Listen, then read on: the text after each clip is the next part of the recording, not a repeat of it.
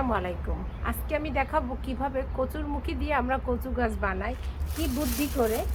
এইটা কচুরমুখী কিনে এরকম একটা পলিথিনের ভিতরে আমি 1 সপ্তাহ দিয়ে রাখছিলাম। কি সুন্দর করে গাছ হয়ে গেছে, মানে এইটাই দিয়েই এখন মুখী হবে। এইটার আমি এতটুকু ধরে মাটিতে পুঁতে দেব, এই যে এখান দিয়ে কচু গাছ হবে। কি সুন্দর, প্রত্যেকটা গাছেই প্রত্যেকটা কচুতে এরকম সুন্দর হয়ে গেছে। এটা কিন্তু একদমই একটা সহজ কাজ। কচুরমুখী কিনে পলিথিনের ভিতরে এরকম দিয়ে আটকায় রাখলে, দেখাও এটা কীভাবে আটকায় রাখি, এভাবে আটকায় রাখলেই কয়েকদিন প্রত্যেকটা দিয়ে এরকম বের হয়ে গেছে। এবার আমি মাটিতে এগুলো লাগাবো। পজ করো মা।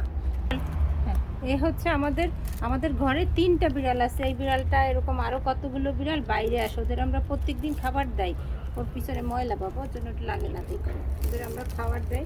ও আসছে, আমাদের শব্দ পেয়ে দৌড় দিয়ে আসছে।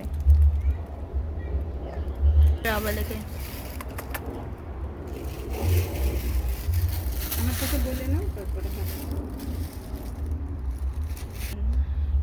এই যে মুখীগুলো, প্রত্যেকটা মুখী এখন আমি লাগাই দেবো এই মাটির ভিতরে। এই তো হয়ে গেল, কচুরমুখী লাগানোর বুদ্ধি দেখাই দিলাম। সে কি গড়াগড়ি করতেছে, পোস্ট করো। এইভাবে আমাদের মাটি কোপানো লাগে। আমি একটু হাতে ব্যথা দেখে বড় জিনিস নিলাম না, ছোট ছোট করে কোপায় কোপায় এখন আমি এই যে কচু গাছের কচুরমুখীগুলো লাগাই দেবো।